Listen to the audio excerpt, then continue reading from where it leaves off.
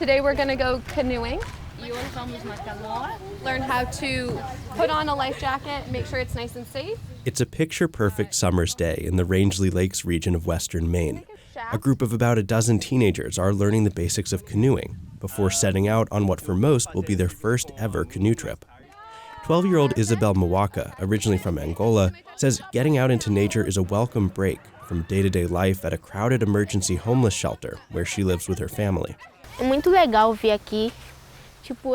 really cool to come here. It's more fun than staying there. It's part of a new program called We Outside, launched this summer to introduce Mwaka and other asylum-seeker teenagers to the Maine Outdoors. We are taking groups of new Mainers out into the beautiful nature in Maine to help them be able to experience and find home in spaces where predominantly people of color aren't really utilizing or don't feel welcomed. Moon Machar, wellness coordinator at the Maine Association for New Americans, is the driving force behind the program.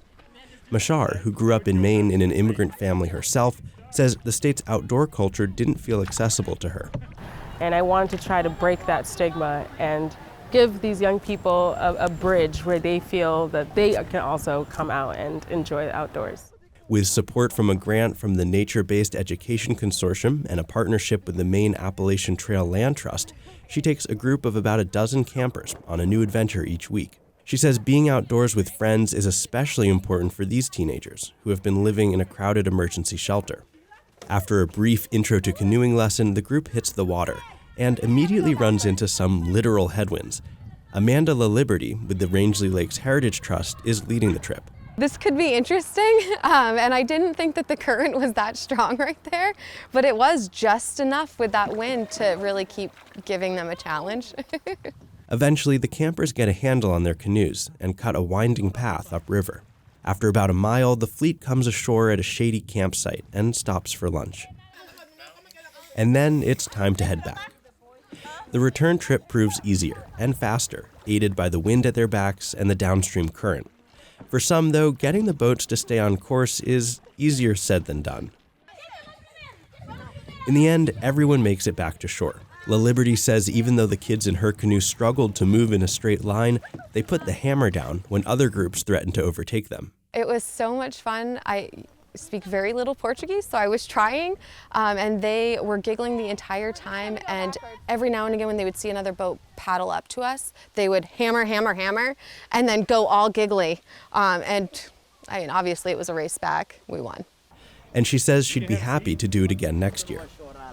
But Isabel Mwaka says she's not sold on the whole canoeing thing. Because we were out there in the middle and we were thinking the boat could flip upside down. Still, she says she enjoyed the day overall, as did 13-year-old Esther Raul of Angola, who says she followed some of her friends into the program.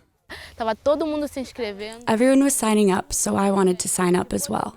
Then I heard they wanted to teach us some things, like what we saw here, paddling, hiking in the forest, and I liked it a lot. Raul is taking part in multiple We Outside activities this summer. She says it's been transformative. I feel alive. Machar says this is exactly what she wanted the program to be, a chance for young people living through extremely difficult circumstances to relax and have fun. I want them to enjoy being a kid again. Was a big thing for me because I know a lot of them have a lot of big responsibilities with siblings and things that have been placed on them because of the housing crisis, because of that desperation. That laughter that I hear in the background is absolutely incredible, and that's really been my goal.